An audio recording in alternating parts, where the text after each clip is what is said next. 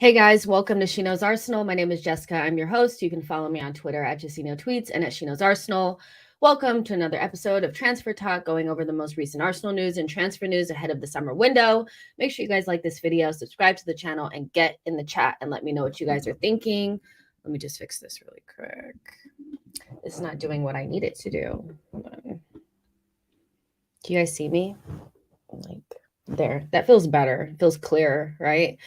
All right. Here we go. Here we go. Yeah. So it's Tuesday. And so sorry, not going to be talking much about the weekend just yet because we have previews and time to really gear up to that. But in the meantime, we can talk transfer rumors because what else is there to do? So make sure you guys get into it. So what we're going to talk about today is Arsenal's pursuit of a top Bundesliga midfielder. And you're probably wondering what midfielder it is. Now, I did this cleverly. I thought it was cute. I was like, they're going to be like, what midfielder are you talking about? But Arsenal have been linked to not one, but two midfielders that play in the Bundesliga, one being Ryan Gravenberch of Bayern Munich, formerly of Ajax, and Djibril Sow of Eintracht Frankfurt, formerly Borussia Mönchengladbach, Swiss international that plays with Granit Xhaka. So, yeah, I thought that this was an interesting little development because I think one thing that Arsenal fans are very desperate to see is some reinforcement and maybe a little bit of a surgery in midfield. What we saw against Liverpool was an Arsenal team that, for the most part, in the first 30 minutes can control the game and got overran in midfield once, Liverpool pulled Trent Alexander-Arnold further inverted. They had Fabinho, Henderson, and Curtis Jones. And it's not something that we see very often, but when it does happen, it's like, okay, I am reminded that Arsenal are definitely in need of some more midfielders. And one of the profiles that I think Arsenal are really missing in this midfield is more athleticism. Without Thomas Partey, you just lack any sort of ability to really get stuck in that midfield. And that's not to say that Xhaka and Odegaard don't do a good job, but in certain instances, especially away from home at the grounds up north, I just find our midfield to be a little bit lacking. And so bringing in 1 to 2 midfielders that have a little bit more bite to their game, not really sacrificing the technical ability of things, but players that can really get up and back, side to side, cover ground. And when we go to the Liverpools and the Man Cities and the Newcastles, we don't just get ran over. That is definitely what we need. So being linked to both Djibril Sow and Ryan Gravenberch in a very short period of time makes me think that Arsenal are looking for this profile. Something like a Willock, but with more technical ability. Willock was very robust. He could get up and back. He had a good engine on him. He could make those third man runs into the box. But what he lacked was the ability when the spaces got smaller was to be able to play the technical positional play that Arsenal like to play. These two players, I think, can do it. I think they both have that technical acumen. They can play, the type of football that we want to play, but they also have the ability to run and get up and back. And so I'm loving this, 6 foot plus, I don't think Arteta wants to lose the height and the strength in his midfield. I really don't. And so being linked to like Declan Rice and then these two players that are over 6 feet, I think Arteta realizes that we need that. We need to make sure that we don't go small again. There was a period of time where Arsenal, especially like early days of Arsene at the Emirates, where we went really small and we had the technical stuff, but it just wasn't enough. Like you just get beat up in certain games. And so, yeah, it's not enough to just be able to keep the ball. You have to earn the right to play. And I think in some instances we do get overran in midfield. And so being linked to these two players is really interesting. And I'm wondering what you guys think, because they're similar profile, but one is a little bit older and the other one is much younger. Ryan Gravenberch is 20 years old. He left Ajax to go to Bayern Munich. It was said to be like his dream move, and he has really struggled for playing time since. Tuchel, obviously new manager in it. A lot of this really has to do with whether or not Tuchel sees him as a part of his long-term vision. If he doesn't, there is a chance that Gravenberch could leave in the summer. If he does see him as a part of his plan, then obviously he won't leave. But, Arsenal are monitoring his situation just in case. I think there is an opportunity for maybe a Odegaard part two, somebody that went for their dream move somewhere a little young, maybe a little bit too early, didn't quite fit in and gel with the current management and board, and maybe needs a move somewhere else. Jabril Sow is a little bit different. He's 26 years old, so he's not too old, but he has enough experience. He doesn't quite have the same trajectory or, maybe ceiling as a Gravenberch, but the attributes that he has is something that we don't have in midfield. The ability to carry the ball, to win the ball, to get up and back, is a physical presence.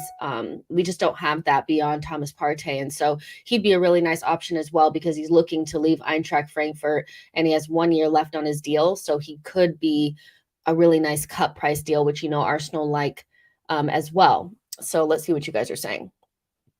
Saida says, I know more about Gravenberch because I'm Dutch. Oh, wow, I didn't know that. And watching Ajax a lot when Ten Hag was the manager. That is something that I've been thinking about as well. Like, I do kind of think that if Gravenberch does end up being available, that, Manchester United would obviously be looking at him as well. And he feels, even though I think he'd be good for us, he feels a little bit like a Liverpool player as well. So I think there'd be a lot of, competition for his signature. But that doesn't mean that Arsenal couldn't throw their hat in the ring. Boy says, I just want the Serbian that's at Lazio. If we can't get SMS, then use him as a yardstick, get whatever is closest to him. If we want Gravenberch, then go get him. Should have gotten him before he went to Bayern, but no one wanted to hear about him back then. I don't know if it's nobody wanted to hear about him back then. I do think that when a player has his mindset on a certain move, and Bayern at that point, like, we had missed out on top four. So Gravenberch is not going to go from Ajax to Arsenal. That at that point might have seemed more like a sideways step. Now that he's been to Bayern and it hasn't really worked out, maybe he would consider an up and coming Arsenal. But I'm not sure that it's so much that nobody wanted to hear about him. I think it was just more like, can we actually compete for a player like this if Bayern is in the question? I do think, like, in general, not necessarily you, Boy 10, but we sometimes have like this idea that everybody should want to come to Arsenal and we're the only choice. But for a long time, we have been pretty much irrelevant. And so it's going to take time to build up that reputation again, where the best and brightest will want to come to Arsenal. And so I don't think we're really in the conversation for Gravenberch last summer, but we could be in the conversation for him this summer because, he's not getting any playing time.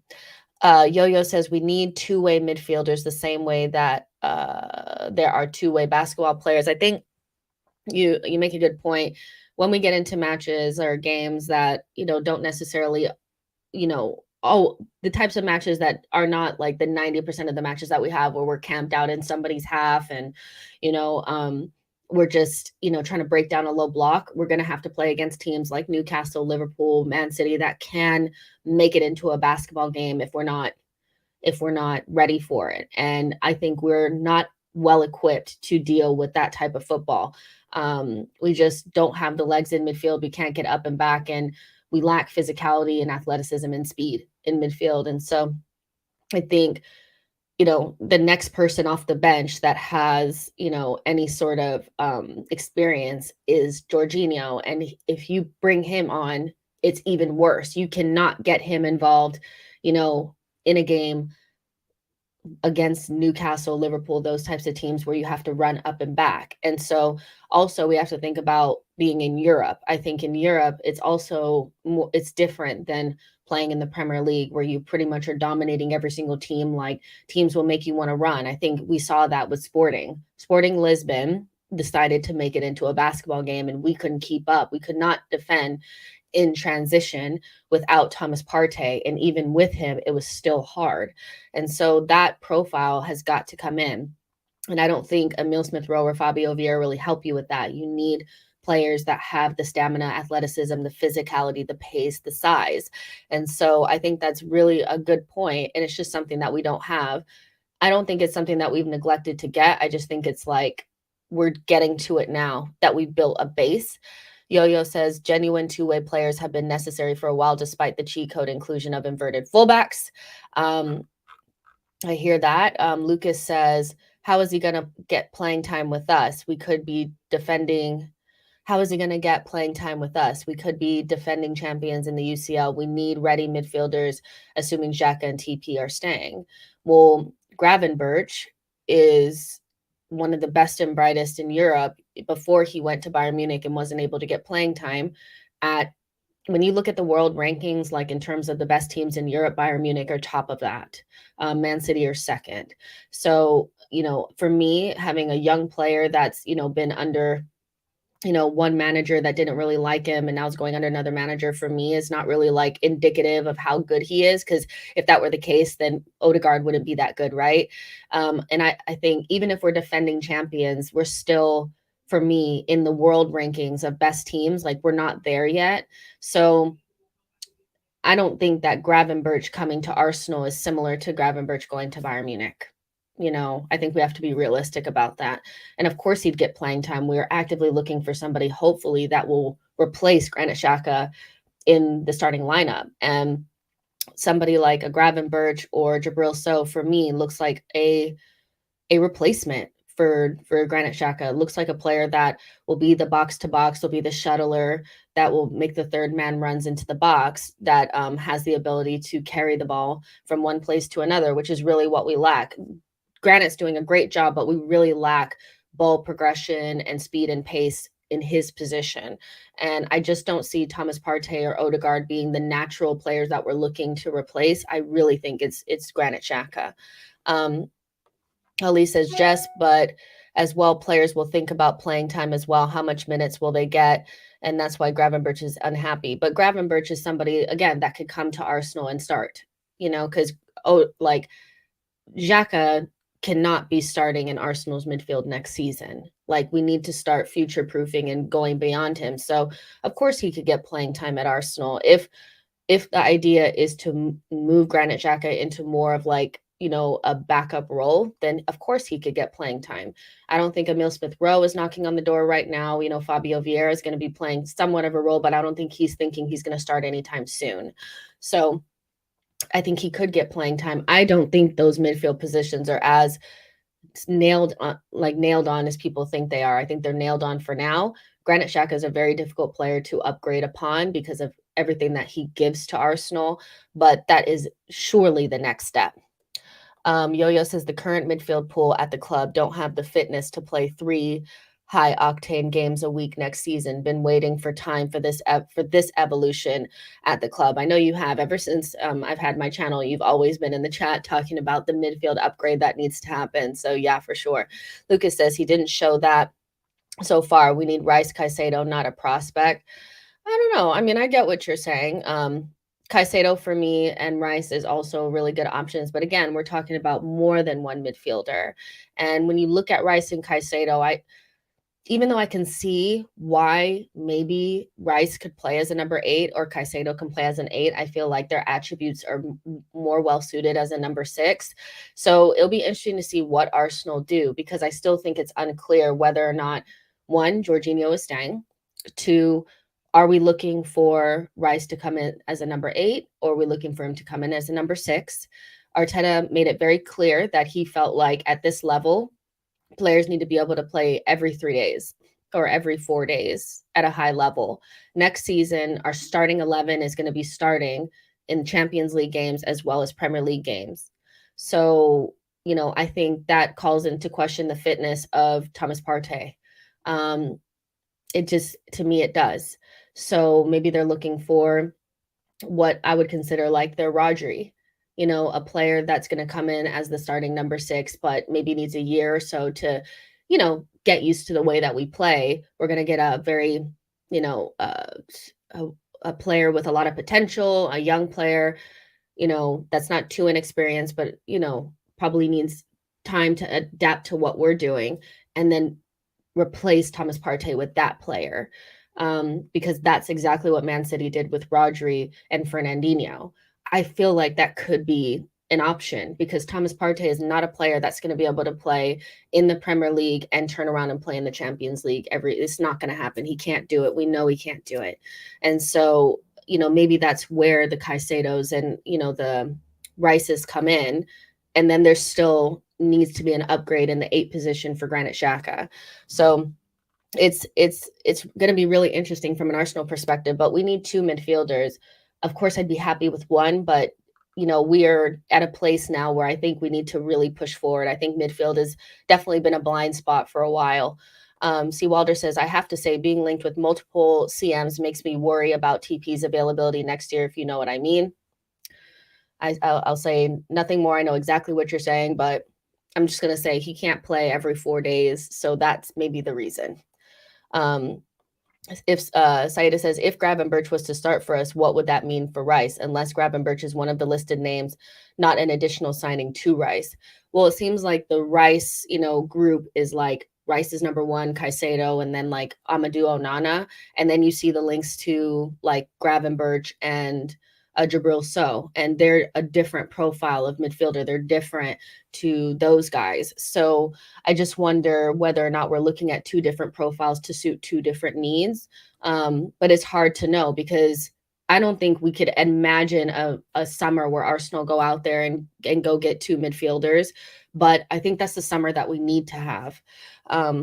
So I'm trying to imagine a life where we get those 2 midfielders, because I think Jorginho is good for these 6 months to help us over the line with the Premier League. But going into next season, I just don't see why he would be an option. I think we need to do something different, because we just lack athleticism and physicality and the two-wayness. We just really do. The Sheikh says, you can't just play kids. We need experience, as the team is already young. 24 to 27 is a good age to buy at.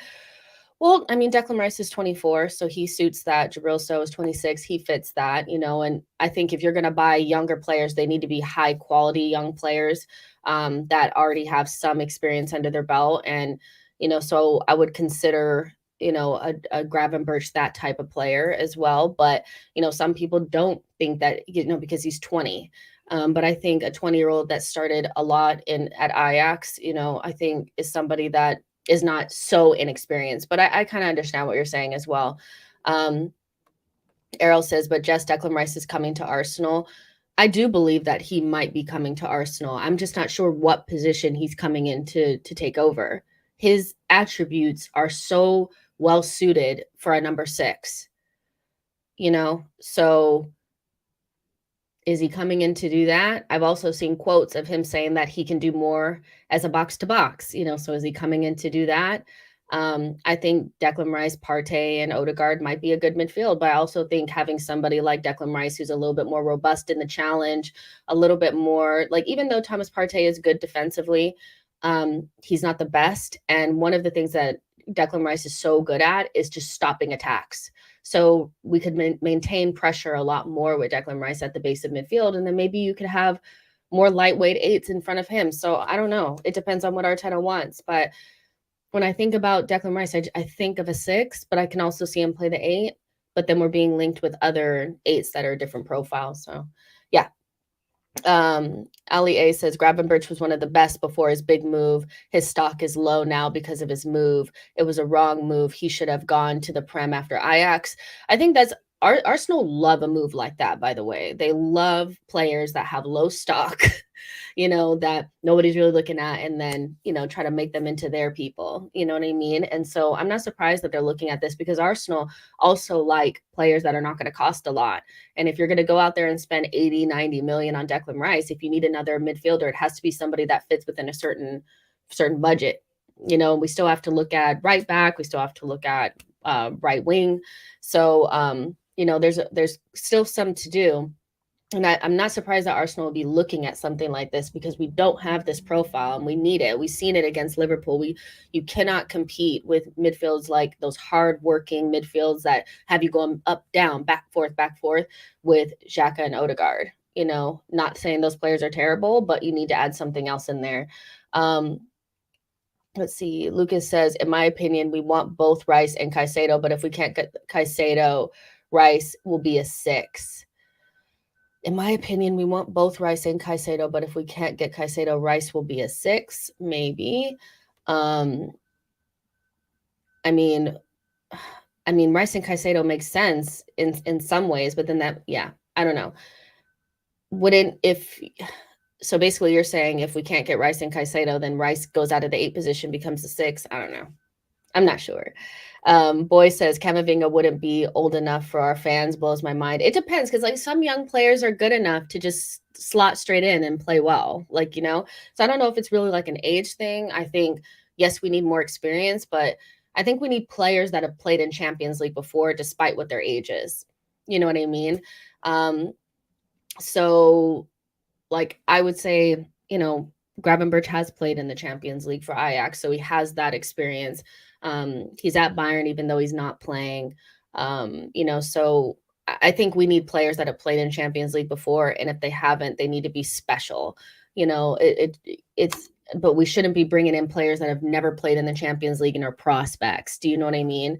And I don't think, Rice, if you look at him, he may not have played in the Champions League, but he's also not a prospect. So they need to hit some of those check boxes. Let's see. Manchi says, I have a feeling Brighton will want to charge us over the odds for Caicedo. He's not going to, Brighton are not going to sell him for, cheap. The price has been set. Teams that have renewed players' contracts are going to expect to receive 100 million for these up and coming midfielders. Enzo Fernandez has ruined the market. So, I don't expect Caicedo to go for anything cheap. They rejected the 70 million in January, which I don't think is necessarily just because the price was too low. It was also because they're trying to push for Europe, but 70 million wasn't enough for them to say, "Oh, maybe we should sell him." So, I'm thinking, I don't think we get Rice and Caicedo. I think it's one marquee midfield signing and then something a little bit more obscure, a talented player, but not in that superstar range of pricing. That feels more comfortable from an Arsenal perspective, especially if we still need to get a right wing. You know what I mean? Let's see. Lucas says, look at Rice, goals, so clear. He is operating in that Xhaka space. I've seen that. Over the last 2 months, I've really been sitting there and like trying to figure out what Rice is. I'm like, okay, so we want him. What do we want him for? And his attributes are well suited as a number 6.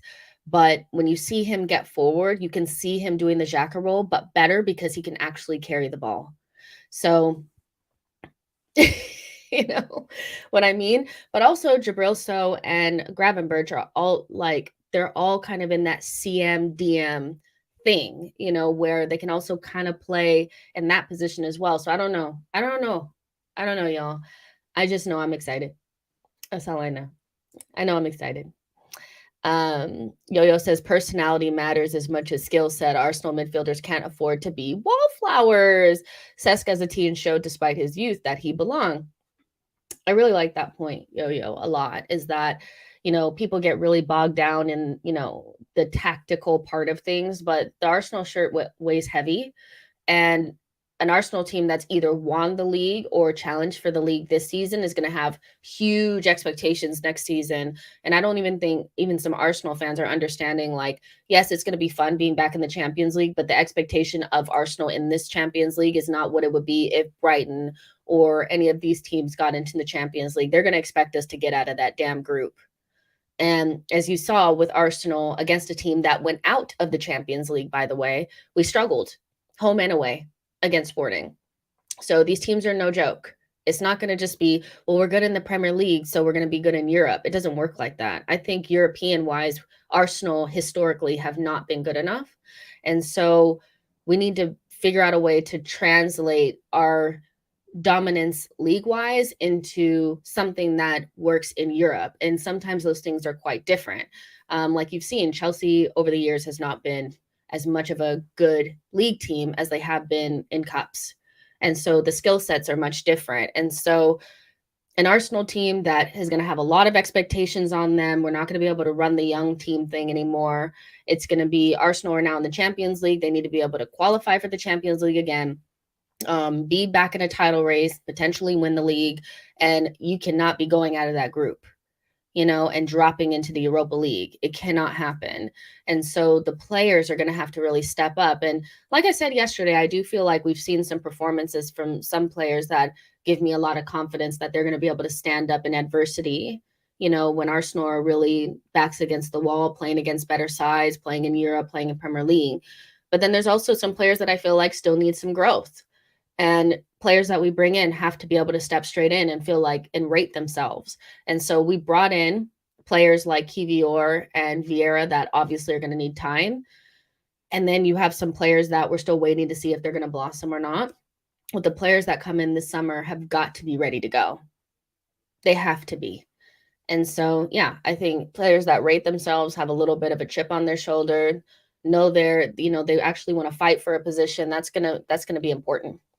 Let's see. The Sheikh says we could use Balogun in a swap cash to Brighton for Caicedo if they're interested in him. Who knows if they're even interested in him? They have that Ferguson kid, so I don't even know if Balogun goes there and starts because people rate him very highly. So I don't know if we're using Balogun as a some sort of make weight for Caicedo. I think what they're going to want from a Caicedo sale is a club record fee type of thing, something huge. And so I don't think it's going to be be able to make weight for him. And those are really hard to do. Player plus cash deals, those are difficult to do. So I don't really see that. And I think Arsenal, if they get rid of Balogun, they need to get cash for him, just full on cash, just whatever it is, So yeah, but let's look a little bit at the skill sets of these two players in FBref. Let's see. I know this is not Yo-Yo's favorite thing, is looking at, the charts and all that kind of stuff, but that's what we're going to do anyway, because it's fun, It's fun. Who cares? All right. So I'm going to share my screen here. I am so hungry. Oh my goodness. All right. So this is in the 365 days. So, a lot of this is probably coming from him being at Ajax. Let's be real, because he hasn't played that much for Bayern Munich. But Ryan Gravenberch, he's listed as a midfielder, CMDM, left-footed, which I'm sure is something that Arteta likes because for some reason all of our players are left-footed. Watching them try to use their right foot is like, oh my gosh, like, can you use your right foot? Oh no, sorry, he's right-footed. My bad. It just says left. Oh, like left-sided. So he is right-footed. I thought it said he was left-footed. Never mind. He's like 6'2", so like I said, he's 6+, which is nice. You want taller players in your midfield to maintain that level of physicality. And he's 20, almost 21. No goals and assists. That's pretty bad. But I did look down here the other day, and it said last season at Ajax, he had like 5 goals and 2 assists or something like that. So, that can be, he can add more on that. But let's see. I don't usually look at this kind of stuff, but like shot creating actions, 3.8, that's good. Progressive passes look good. Progressive carries, which we need that. We don't have any ball carriers in our midfield in the 8-10 position, so having players that can take the ball from one place to another is important without having to pass it. Successful take-ons. He's in the 88th percentile, touches in the in the attacking penalty box. It's good. Progressive passes received. So he's the type of player that receives passes from defense and midfield and stuff like that, which makes me feel like he is kind of like that third man running into the box type of player, because he does get the goals and assists and stuff, or more goals than anything. And then like his tackles are not bad. His clearances are not bad. So we know that he has some defensive responsibility in the teams that he plays for. Most like Alexis McAllister, Conor Gallagher, Youssef Fofana, Kefren Turam. So it's like a mix of 8s and DMs, which makes sense because he's just a midfielder. Remember like old school midfielders, like Patrick Vieira, everybody thinks he's a DM, but he was just a midfielder. Back then when you only played with 2, your CMs had to do both, and so he kind of reminds me of that does a little bit of everything. And he looks like quite a talented player. It's just a matter of, whether or not he's ready to give up his Bayern dream, because it's so hard, a player that this is like their dream move. They finally get it. They want to wait it out. But at the same time, like, how long are you going to wait? Is your career just going to go by the wayside because you're waiting on something that's never going to happen? Sometimes the move just doesn't work out. And so that, I think, is going to be a big, thing for him this summer, is deciding whether or not to wait, to stick or move, basically, because there will be a lot of teams interested in this player in the summer, for sure. Let's see. Boy says, we've ran a portion of the season with no striker at all, and people want to sell Balogun. What's even the point of having an academy? Because he wants to start. And so it's not really a matter of wanting to sell him. I don't think anybody wants to sell him. I think most people would want to integrate Balogun back into the team. But if he wants to start, I don't see a world where we drop Gabriel Jesus to keep Balogun, at Arsenal. And so, I don't think it's a matter of people wanting to sell him. And you also shouldn't keep players that don't want to be there. Meaning, like, if he sees his life and his career going in a different direction, I don't think you want to just keep him for the sake of keeping him because you're so afraid he's going to become something special. And there hasn't been a single player that Arteta has sold, or Arsenal have sold under Arteta, that I feel like we've genuinely missed out on a star. You can correct me, but I don't think we have. Maybe Martinez, but other than that, everybody that we've sold has kind of just been the player that we thought that they would be. Let's see. Sakshem says, thanks. We don't want Dutch league players who flopped in the Bundesliga.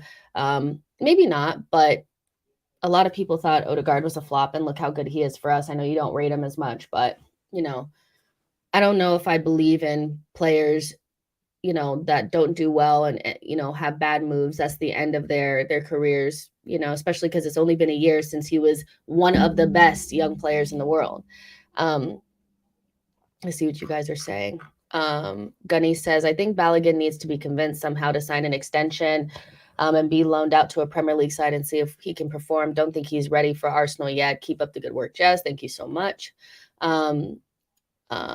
Saida says, if ESR was reliable, he could have been the ball carrier midfielder for us. I'd just say he's probably the one that has shown that he can do it. I think about ESR all the time, and I just kind of think that, like, even though he does have the ability to carry the ball, I think he lacks the defensive nous to play in our midfield sometimes. I just think if he's not playing in the Odegaard position, I'm not quite sure that I see him in the Xhaka position either. And I don't think you want to have a midfield unless he could really step up. I've always felt uncomfortable with midfields with him and Odegaard in it. It just feels like there's not enough defensive know-how in there. You know what I mean? And so, yes, he can carry the ball, but he really does lack that. He really is like a number 10. He's a number 10 or a player that can play off of the wings as a creative forward. But other than that, I have a really hard time seeing him being an 8, even though so many people are convinced. But as an 8, it's different than being a number 10, because you're responsible for getting up and back. You're not just a creative figure, so I have a hard time seeing ESR in this role. And I'm not surprised we're looking at midfielders, because I don't see ESR.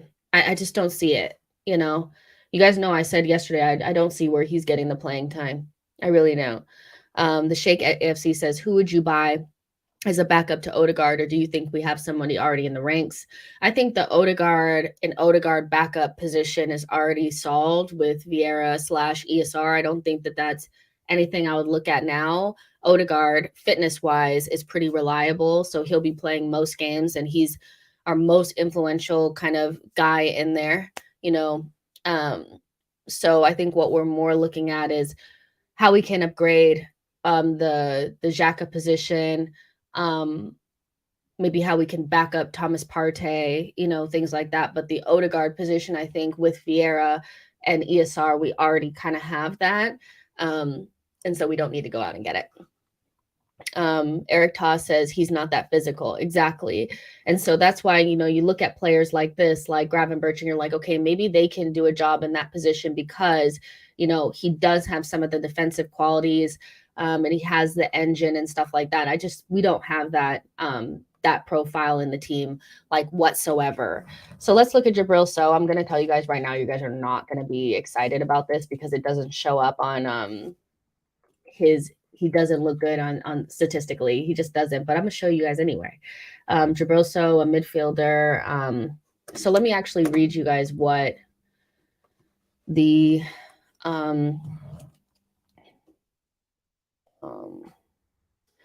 the article said. Basically, this is coming from the Mirror. The Mirror saying Arsenal are stepping up their efforts to sign Eintracht Frankfurt midfielder Jabril So. Frankfurt midfielder Jabril So wants to leave the summer and will be available for about £13 million. That's from Bloody Goal. He's previously been linked with Arsenal. And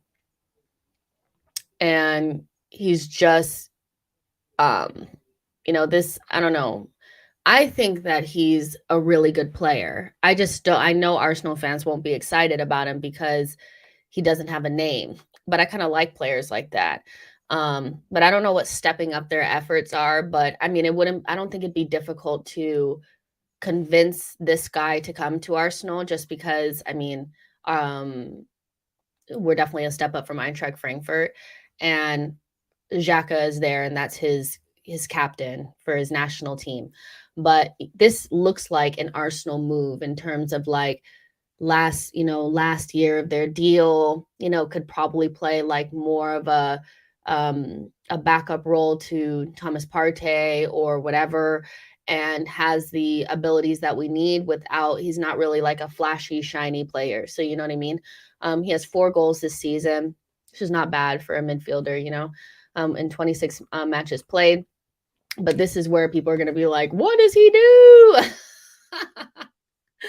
I don't know if he's like one of those good at everything but master of none types. That's what it looks like to me, is like he's okay at like everything, but not like amazing at anything. Like he's in the 67th percentile for passes attempted. So he's not doing all the passing.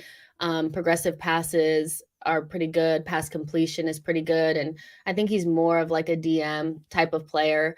He's most closest to like Zubamendi, who a lot of people are into, Joan Jordan, like players like that. So I think he's more of like a DM-y type of guy. But yeah, I know nobody's going to be excited about what he looks like statistically, but this feels like a very Arsenal type of move, something that people won't be excited about, which is kind of what we're all about, right? Nobody's really excited about who we sign. But yeah, George says, what does my blood do? Exactly. Like, it's like, what do you do good? Like, what is your thing? Do you have one? Let me look like in comparison to like Declan Rice. And also what I will say is last season, not this season, but last season, Thomas Partey's looked like this. I looked at it one day and I was like, oh my God, he looks terrible. So yeah, this is Declan Rice. I mean, DM. What I'm looking at is DM. DM. Lots of passes though. That's the thing. It's like he's not just a destroyer type, right? Like he has the interceptions, the clearances, the aerials won, all that kind of stuff. But he has so much more. Progressive carries are up there, progressive passes, pass completion, passes attempted.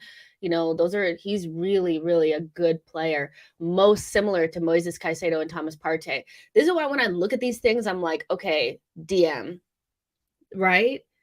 Most similar to Thomas Partey, Moises Caicedo. It's a DM.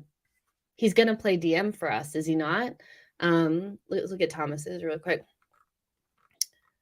Very similar. Look at that. Passes attempted, pass completion, progressive passes. Progressive carries are not as good, but successful take-ons, aerials won, clearances, tackles. Like, he's a DM. Declan Rice is a DM. So are we going to turn him into Xhaka? Are we going to buy somebody that actually plays that position and bring Declan Rice in to be the Rodri? Kind of thing. Moises Caicedo. His shit don't look that good. Now we know Caicedo's a great player, but like this is doing nothing for me. But we know he's a good player. Pass completion is pretty much his top thing. Passes attempted, but we know when we watch with our eyes, that's why the eye test is so important, is that he's way more than what's showing up here. So yeah, I like looking at that kind of stuff, but you can never just take that as the only thing, right? Let's see. Yo-Yo says the question is whether he's in the front five or the back five. Who? Let me know who you're talking about. Boy says, I remember 2 seasons of people insisting Partey was a box to box. Suddenly he accepted as a DM. Football fans blow my mind sometimes. I think I was a part of that, because my whole thing was like, let's just play Thomas Partey with Basuma, and then we have like the perfect midfield and just throw a 10 out there. But Arteta said, no, I don't want to play that way. And I was like, okay, sure. All right. And I'm fine with whatever, as long as we're winning. But you're bringing in Declan Rice to play DM. That's what it looks like, based on, statistics and stuff like that. But knowing Arteta, he might be like, this is my new Granite. I don't know. Saksham says, Prem proven players are always better. Look at the guys like Vieira, Kivior, which aren't helping us immediately. Martin N says, we should stop buying players who are pretty good at everything because they often are not good enough at anything. I kind of disagree. I think that we've had too many specialists in the past, meaning we've had a lot of players that are really good at one thing. And so if they don't have another player that counterbalances that perfectly, they're like rendered useless. So a player that for me would be really, really like good at one thing and is like a specialist is like a Jorginho. You have to have specific profiles around him for him to even get going, or else he's basically useless to you. And I think we've had a lot of that in the past, and we need more well-rounded players, not, whatever it's called, master of none, not really that, but players that are really good at kind of like a lot of things. They may not be like the best at one thing, but they're really good at like a lot of things. And I think Thomas Partey is a really good example of that. You know what I mean? Like even Saka, like he's a player that they still don't rate because he's not like an elite dribbler or the best ball striker or anything like that, but he's really freaking good at everything. And I think that's much better than having like a Pepe who's like elite at one thing, cutting in on his left foot, and like when it leaves his foot, you think it's going in the goal.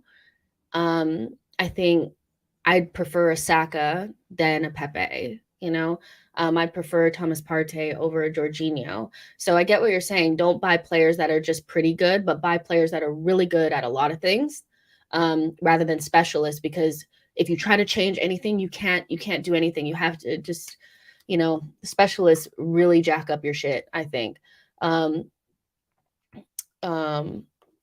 P Trim is saying they're called good footballers, Jess. Good football players, Jess. Yeah, exactly. Christopher says, sup. Hello. Saksham says, okay, bro, I trust you. The Sheikh AFC says, jack of all trades, master of none. Exactly. Yo-Yo says, can these midfielders attack in the 5 lanes or provide security to support for them? And so, yeah, I think when I look at Declan Rice, I feel like he's a protector. That's my feeling, is that he will help us maintain pressure where the 5 midfielders or 5 attackers are up there doing their things. Declan Rice will protect and keep the pressure going. I'm not really getting the idea that he's going to be up in those attacking positions, but I could be wrong. Whereas like a Gravenberch, I see him in the 5 lanes in the Xhaka position. That's what I see. So that's me, let's see. Boy says Javi Simmons would be an immense signing. No, he's from the Dutch league. You can't sign anybody from the Dutch league. At least that's what Saksham says. Pixine says, would you give Pepe another season to prove himself as a Saka backup? You haven't been to this channel lately or at all. Hi, Pitsine. Have you been here before? If you haven't, make sure you subscribe. If you've been here before, you know what my answer is. Sell that man. I don't want Pepe back here. I mean, I don't think Pepe wants to be back here. Like, for real, for real. Pepe, good player, on his day, isn't really, you know, doing much at Nice to the point where they're not sure if they want to buy him. He hasn't done enough. And so he's not going to do enough for us at Arsenal getting into Champions League and trying to fight for another title. Like we're beyond the Pepe thing. I think we need to let that go.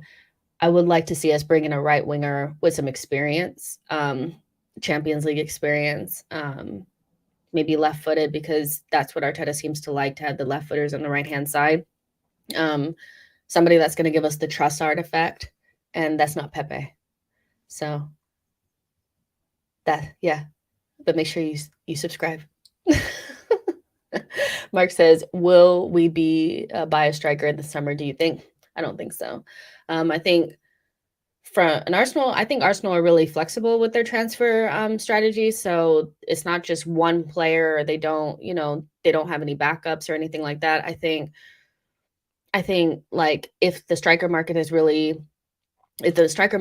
healthy and we saw like a really good option for us, and then we didn't have 3 options already, we might be looking for it. But because you have Nketiah, Trossard, and Gabriel Jesus that already play in those positions for us, I don't really see that as being a priority. But that doesn't mean that Arsenal are not already looking, because that probably is like a layer that we will add at some point, but it's not a layer for this summer. We're still trying to perfect plan A, and buying the big striker that you guys are always talking about, I think, is like the next step beyond us perfecting plan A. So, and you watch the team, the only time the team really struggled this season was when they didn't have the fluidity in attack that we have with Trossard and Jesus through the middle.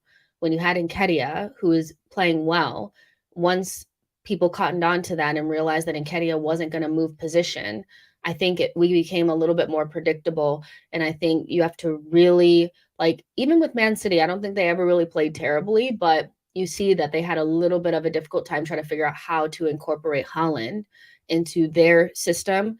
And they've been playing their way for a long time. So I think we're kind of in a position where it's more like, let's get the first thing good and going, because I still think there's some pieces missing. And then maybe the season after, look for that striker. Also, maybe Eddie will want to go or something like that, and then there'll be actual space in the team. But right now, I don't really see that striker as being a priority this summer, at least. Yeah. George says, Dutch league is cheeks, not gonna lie. Attackers never seem to do well once they leave. The standard of football is hilariously bad. It's like watching playground football. I don't know. I'm not sure I 100% believe this. But I think they need time to adapt. I don't think they do well right away, because the speed of the Dutch league, I think that little track that they always do from the Dutch league to the Bundesliga goes really well, so that they can, adapt before having to come a Premier League type thing. But yeah, I don't think that means don't buy Dutch attackers, though. Madueke, he doesn't look too bad, but then he's from England. So, maybe you could say that he played in England long enough academy wise to like know what to do. But, I think Gakpo has looked okay since he's adapted a little bit more. So I wouldn't say never buy attackers from the Dutch league. I'm not saying that's what you're saying, but yeah, you have to adapt from those leagues that are kind of like a little bit more obscure. Saksham says, see, Jess, I'm not the only hater of the Dutch. You guys are haters. Chelsea Vet says, plan B is the first thing Arsenal need to work on. A back 3 wing back system. No, we don't need a back 3 wing back system.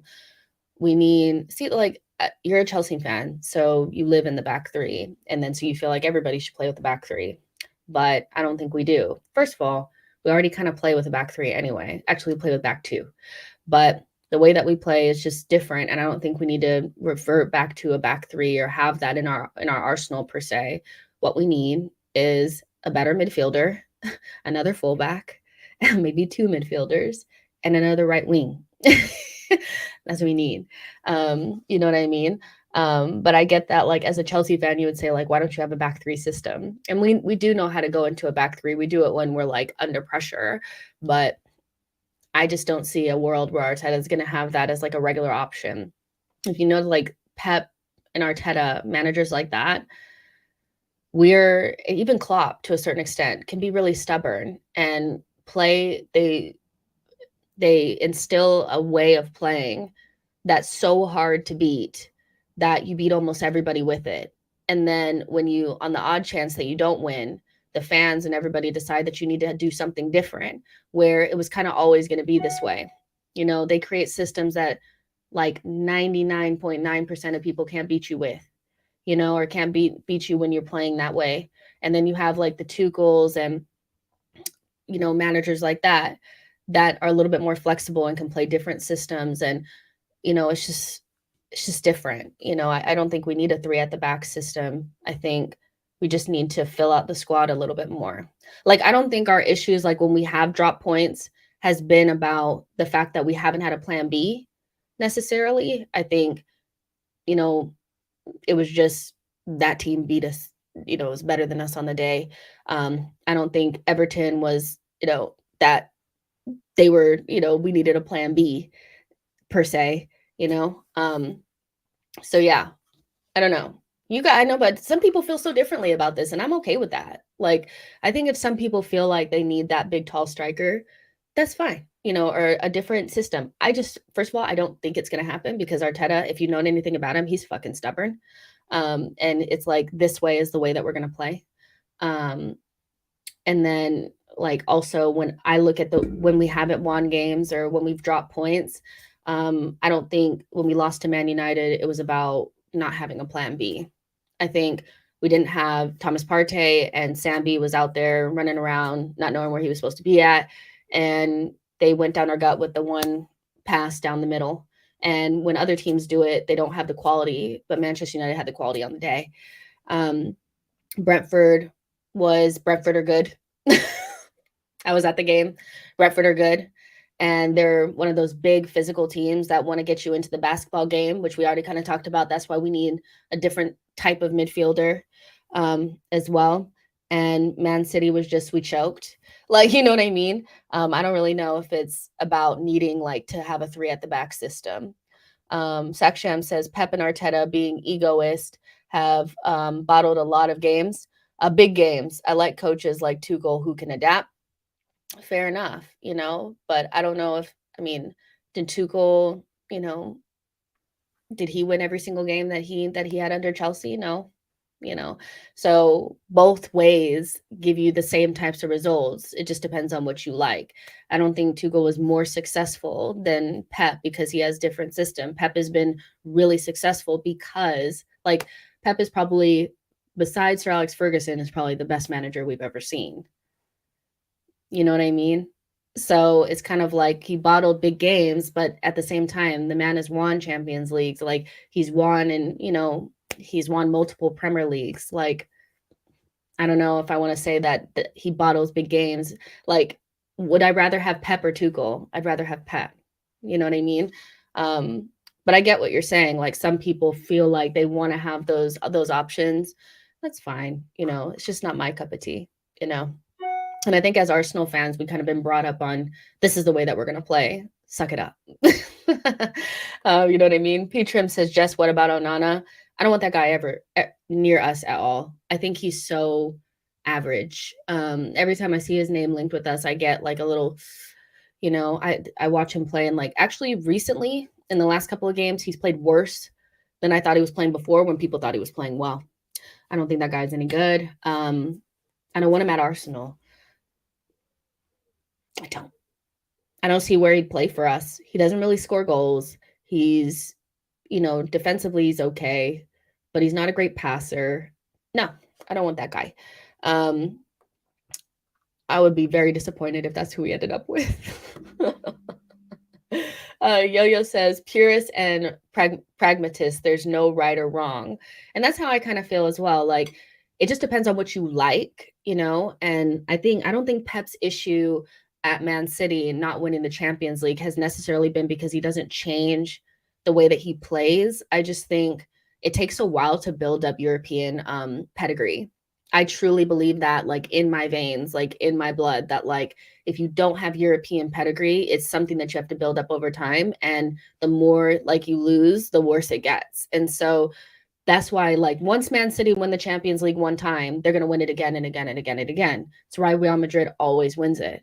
Even with whatever kind of team they have, it's because they've done it before. They know it's a part of their heritage. And I think that's why Arsenal, European wise, just hasn't been that good, because we just don't have the pedigree.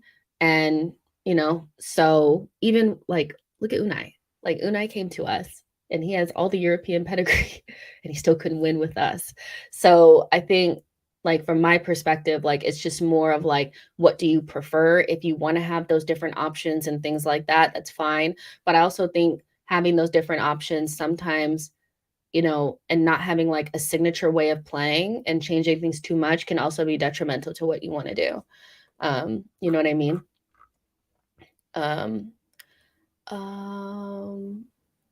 let's see. Boy says Pep overthinks the UCL. People say it's because he doesn't have Messi, but I don't know if that's true. Marvel says, if Arteta wants him, I don't think he knows why. We should by now know how it works. It's Arteta we're talking about. No, I hear you. Usually if we get somebody that I'm like, why would we get that person? It usually doesn't take me long to figure out why Arteta wanted them. So, if we were to get Onana, it'll be what it is. But I'm not going to lie. I'm going to come right here and you guys are going to see me being like, what is this? He's not good. Elliot says, Jess, who are your choice midfielders for this summer? Because we've made a big deal out of it, I think we need to go ahead and get Rice. I don't know what we need to do to get him, but we need to get him. And plus, I do think like that is the type of player that Arteta would really want, because it's not just about like what he does, like attributes wise. It's just like the attitude, like leadership and things like that. And he's like the number one option. And I want Arteta to get the players that he really wants. And then if we had to get like a second midfielder,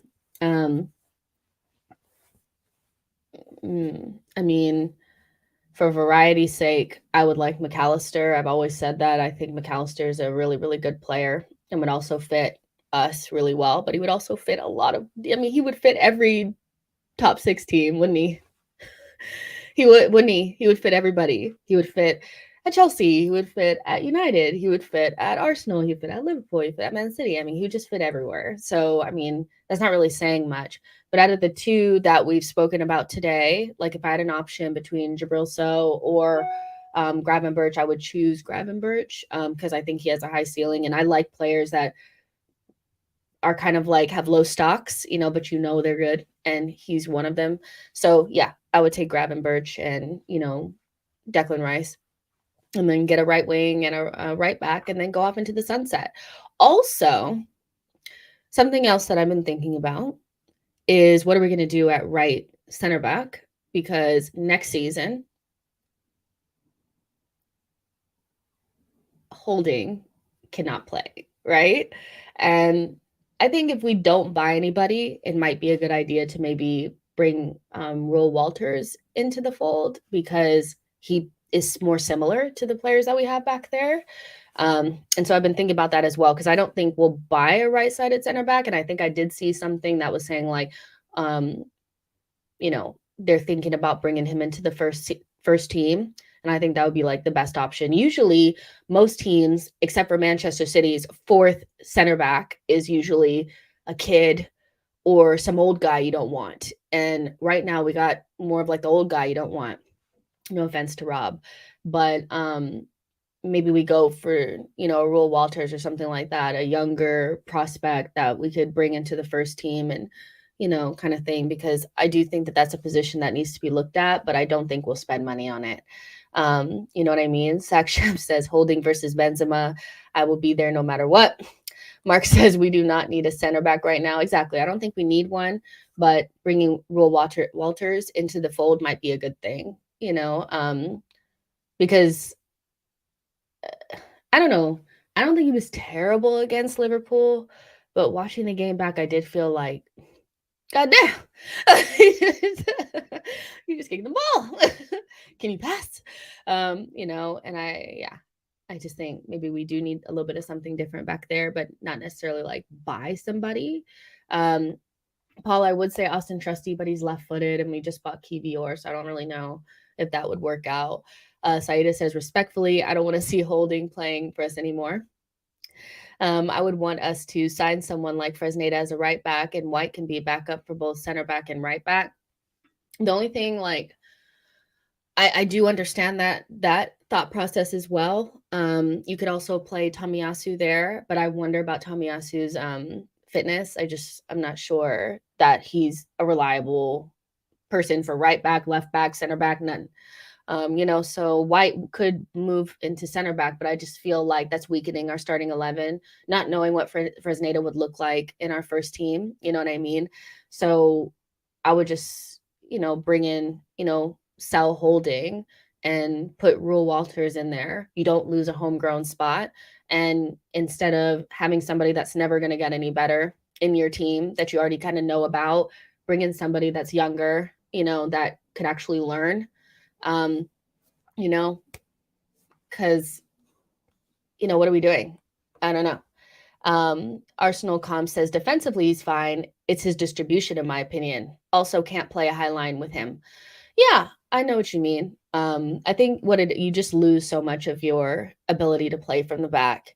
Because he gets kind of like shell-shocked and then just starts kicking the ball down the pitch. And then sometimes he gets overconfident and starts doing passes that he doesn't have the ability to do. And so we know what Rob Holding is. And that's what my thing is. Like, I'm not trying to be mean, but it is something that needs to be looked at because, you just, I maybe would rather have a kid, as a fourth choice. If, I don't know, maybe I would. Because I trust Gabrielle enough to like get somebody together, like, and play with him. I trust Gabrielle enough for that. Eric Toss says, I think Tomiyasu might move this summer. Guys, I love Tomiyasu. I really do. But he's had 4 good months at Arsenal since he's been here. It's his second season. 4 months. 4 months. And I'm just like, he's the backup left back, backup right back, maybe even a center back.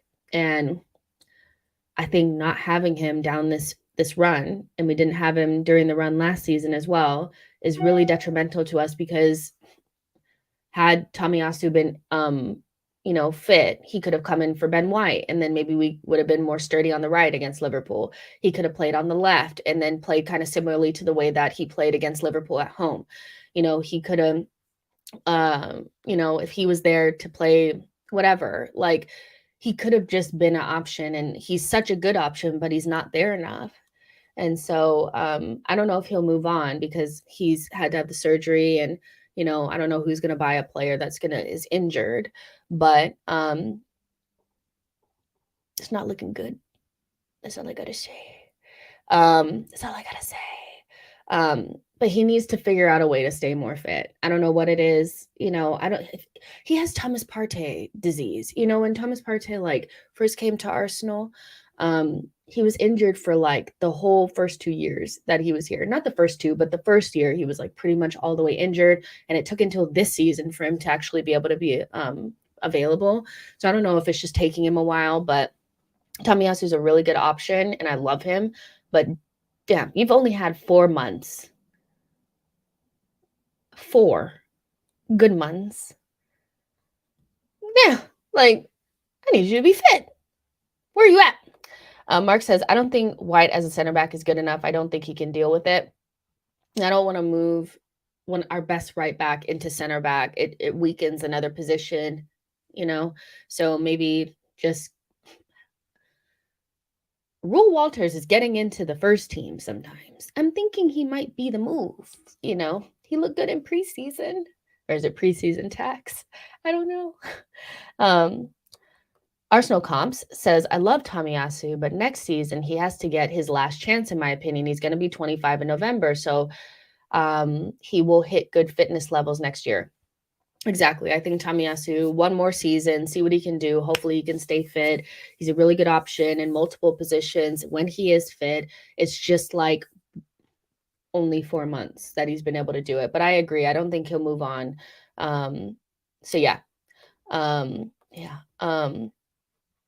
In terms of Saliba, the only thing that I saw um, was that, he's in like light training with the team, but they're not going to risk him against West Ham. So don't expect to see him then. There's still hope that he'll play sometime at the end of the season, but we just don't know. And so basically, like light training, maybe this week, and then maybe next week he goes into full training. I don't know. But we need him against Manchester City. But at the same time, like, I don't want to broken down Saliba. One, Saliba gets out of fitness very quickly. I don't know why, but I don't know if it's just because he's so big that he just like he loses all muscle mass or something. Like he just when he is not playing, he takes a long time to get back into fitness. I know it's only been a couple of weeks, but I don't want a broken down Saliba. I don't want a Saliba that when he starts playing, we realize that he's not actually up to fitness, and then he just re-aggravates the situation because he needs surgery, and he's prolonging. He's pushing back the surgery in order to try to play at the end of the season. And so, if he's like 50, 60%, I don't think it's worth it, to bring him in. But if he can play like a good, because he needs to be available for Man City and Newcastle for it to be worth it. I don't need him against West Ham, don't need him against Southampton, but them big games, yeah, so that's the latest, on him is he won't play against West Ham, but he's in light training, so we'll see. P Trim says Tommy is a wall. Remember last season? I love Tommy. I don't want Tommy to go anywhere. I just want him to be fit. He's only had 4 months of true fitness. He's been out, so I want to see more of Tommy. He's not fit enough. Elliot Roberts says the best ability is availability. Tomiyasu Partey. Yeah, and like we've seen this even with like Tierney. The only reason why Tierney is fit for us this season is because he's not playing every minute. Like the revisionism on Tierney for me is a little bit like we know that he wasn't keeping his fitness, and so I think that's why bringing in another fullback will really help, because then you have at least one side covered, and between Tomiyasu and maybe Tierney, you can, but I also think Kivior at some point will play a little bit of left back too. So, but Tomiyasu needs to be fit next season or else he's got to go. He was a really big miss against Liverpool if we had him, because I think having him shutting it down, I actually like the look of us when we have almost like 4 center backs back there. I don't know if you guys have noticed, but Pep has started doing that lately with them after he was trying Bernardo Silva as like an inverted left back. He shut that down, and now he's playing like Stones, Diaz, Akanji, and Ake, and it's fucking working, and I like it. Like I think those are the types of like changes that you can have within your team, because it doesn't stop. It's not such a big change like going from Gabriel Jesus to Vlahovic, or whatever, so I think that's where Tomiyasu comes in so handy for us, is because he can play inverted. He is pretty decent on the ball. He's a good one-on-one defender, and when he's up on fitness, he's outstanding. But he just hasn't been fit, and it's really a shame because I thought he was starting to get his shit together. Remember at the end of the Sporting game in Lisbon, I was like, Tommy's back, and then the very next game, Tommy was out. So yeah, I think he's a really good option to have. Eric Toss says, we're just talking now. I don't know why. All my streams, I'm like, okay, we're going to talk about this, and we end up talking about other stuff. It is what it is. Eric Toss says, would you reintegrate Tavares? No. I would sell Tavares. I think there's enough evidence out there where he's probably not an Arsenal player, not on the pitch or off it. So it's a no for me. And the amount of heart attacks that I had watching that man play last season was enough for me to be like, no, he's too chaotic for me. And I think he's too chaotic for Arteta as well. So I would say no. Yeah. No. Not for me. I can't do it. Paul says, why is Arsenal trying to block the Man United sale? Why do you think? I'm not gonna lie, I think like a lot of the stuff that happens, is behind the scenes. The Cronkies and Phil are Tim Lewis doing stuff. Like, I really do. Like, the Premier League teams coming together to try to, get Man City, Premier League clubs coming together to try to get Man United, Premier League clubs coming together trying to stop the Newcastle sale. I think it's us. I think it's us. I think our club is actively trying to like make sure that the competition doesn't get stronger, because it is. Man United getting Saudi owners is not a good thing, So I can see us back there trying to figure out a way to stop these things from happening. So, yeah, I think it's us. I really do. Every time I see those things coming out, I really do think I'm seeing Tim Lewis writing an email to who this may concern. Like, seriously, you know what I mean? But yeah, I think yeah, Tavares, yeah, he's a step backwards, like Boy says. I just don't see it being a thing for us. Yo-Yo says already made peace with Saliba not featuring again in the season until May. I kind of have as well.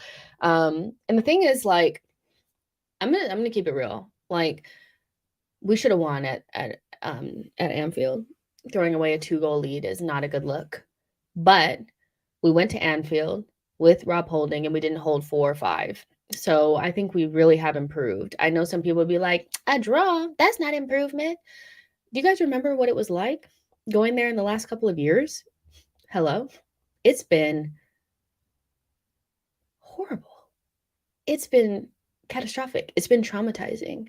And so being able to get out of there when, you had Holding back there, I don't know. I feel like the team has surprised me, because I had already thought in my head, we're not getting nothing from this, because no offense to Holding, but he just kind of panics in big games. And I know that, but to me, the FA Cup is different than the league, because it's like anybody can be good in a cup final, but against the big teams in the league, it's hard. It's harder, Oh, I see a little bit of glitches. No, my internet was so good for so long. Okay, it's back. It's back. But yeah, anybody can be good in a cup, but Holding in the league against the big teams, yeah. And so I've already made peace with it, but seeing us play at Anfield gave me a little bit of hope, but it's going to be hard against Newcastle and Man City. It really is. Especially if the team, decide to just like not play it for a whole half, Yo-Yo says, as soon as the Frenchman returns, someone else will be out of the team. That's the nature of football. It's so funny that you say that, because like I thought of you like when the Saliba thing happened, because we just got Gabriel Jesus back and everybody was like panicking and they were just like, oh my gosh, we just barely got Gabriel Jesus back and now Saliba's out. And I'm like, but that's always how it is. No team has like all of their players in at once. I read something about like what the best Invincible team, like what everybody would consider the best 11, only played together like 5 times during the Invincible season. That's just how it goes. It's about how you ride those challenges. And I think we've done really well this season, much better than previous seasons. We'll see how we do in the run-in, because that's ultimately what will determine whether you actually improved or not, is when the pressure is on, we're able to deal with the absences. But I think, going to Anfield and getting the point with Rob Holding in the team, for me, shows that the team is doing a little bit better, because like, goddamn, like the last couple of times, I mean, you had anybody out, it was tragic. Even when we had our good teams out there, it was tragic, So yeah. And Davion, I agree. I hate Anfield. I don't like it. I couldn't wait to get out. I was like, as to our strongest 11, exactly. So like literally the moment that the whistle blew, I was just like, oh yes, even though it was like not the result that I wanted. Something about that place just sucks the air out of everybody. Paul Estrada says, I'd be happy with a point. Can't comprehend why most rivals will state that Arsenal has bottled it, especially that clown Neek Sports when United holds 7 goals. Neeks is a troll, you guys. Like, that's just what he does. He's a troll. He's when you say something is a bottle, like, or somebody bottled it, it's, you can attach like the most serious thing to anything. So like over the years, nobody is went up against Manchester City and not won the title and been called a bottler, but we will. Do you know what I mean? Everybody else just came second, but we'll be the bottler. It's just a way to make it seem like everything is catastrophic. They'll tell us, like, if we don't win the league, they'll say, you should start asking questions about Mikel Arteta. Should you be sacking him now because, he bottled top four and then he bottled the league, so he's not improving, so he's a bottler, blah, blah, blah. Or, well, the team is probably not as good. I even heard, like, the emotional the players are young, so they'll be traumatized for not winning the league, and they'll never be able to rebound from it because they'll be in emotional turmoil if they finish second. They're trolls, you guys. Like, be for real. Arsenal Comp says, even though media didn't even predict us to get top four and they knew the signings we had made. Well, the thing is like, it goes quickly from denial to, oh my God, if you don't win it, it's the end, very quickly. I've seen pundits that don't even rate our team saying that is a failure if we don't win. It can only be a failure if you believe that we could actually win it because we're good enough. Do you know what I mean? So I'm over it now, because if we don't win it, I'm just going to be offline for a couple of weeks, and then come back and then start talking to you guys about transfers like it never happened. That's how I'm going to deal with it. But yeah, I'm going to get out of here because this was like way longer than I expected it to be. And we're just talking about anything now, and I'm hungry. So I'll be back tomorrow. I want to do 2 streams tomorrow, but it depends on what comes out. If nothing comes out, then we'll just do 1 stream. But tomorrow I want to do 2 streams on whatever comes out. So be expecting that. But I love you guys so much. This has been fun. Make sure you guys like the video, subscribe to the channel, and I'll talk to you guys in the next one. Bye, guys.